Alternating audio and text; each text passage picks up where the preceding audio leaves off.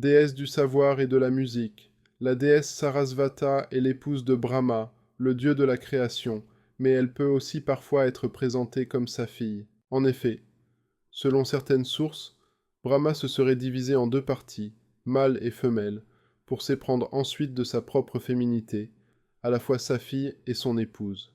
Sarasvata est la patronne des arts, notamment de la musique.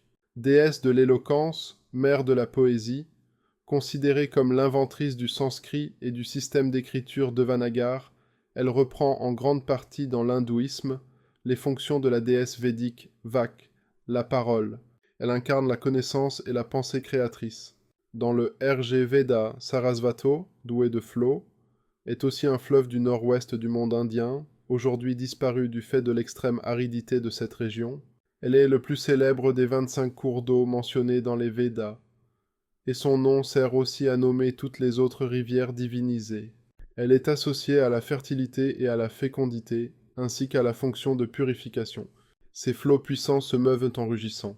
Ayant sa source dans l'océan du ciel, elle a été invitée à descendre sur la terre afin de participer au sacrifice. L'Atharva Veda lui attribue des pouvoirs de guérison. De l'incarnation des flots de l'eau vive, elle est devenue le symbole de la fluidité de la pensée et de l'inspiration artistique.